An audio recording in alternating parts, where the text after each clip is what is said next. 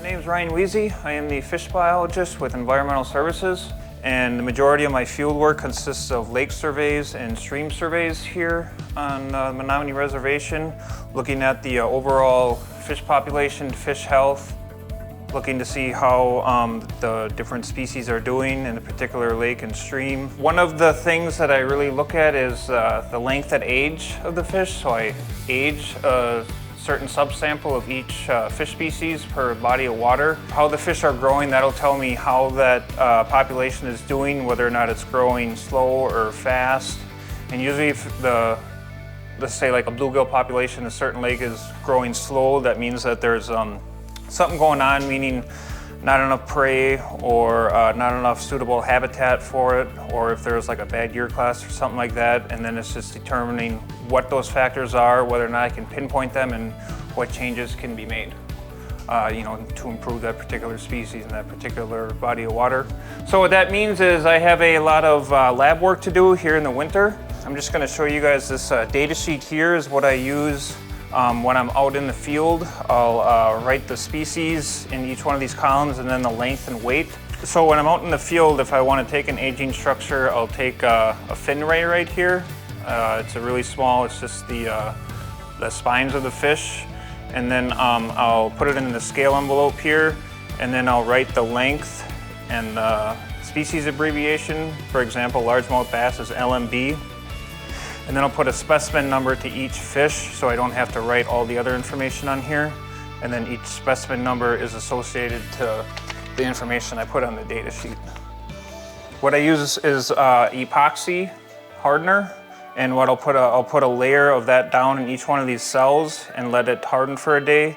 And then I'll put that small aging structure on the bottom of the hardened epoxy, and then I'll put a top layer on it so it's fully encased. And then when I go to cut it with the isomet saw, the aging structure doesn't crack because it's protected by that epoxy layer. All right, so then once those aging structures harden in here for a full day, I'll write the specimen number down, linking up which one with each number, so I keep things organized and don't have to redo them, just making sure to stay on the same page with all my data and everything. And then what each one of these looks like is this little cell right here, and the aging structure is in the middle there. And then when it goes to cutting the thin section, this is an isomet saw here, and I'll put that structure into this little arm here, tighten it. And then this is a really thin section, or thin isomet blade here. It goes around and cuts it. So once I have it lined up to where I want it, I'll start the blade, and it starts cutting. And then I just got to make sure to stop it, break that end off, and then I'll move this arm just over 1 millimeter to cut my thin section. And then before I cut it, I make sure it's where I want it. Start the saw again, set that gently down, and just keeping an eye on it.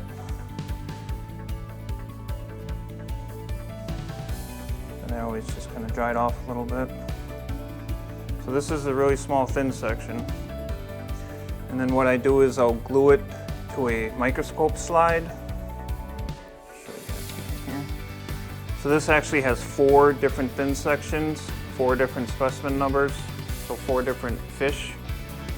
And then I put it under this microscope. And then it's pretty much like counting rings on a tree. There's the thinner growth ring is a winter growth, because fish typically grow a little less, have less metabolism in the winter, colder water. And then the thicker growth section is the summer growth. And then it's just a matter of counting each annualize that goes all the way around the aging structure, and then recording that age of that fish to that specimen number. And then we'll have pictures, digital pictures of the what the aging structures look like under the microscope.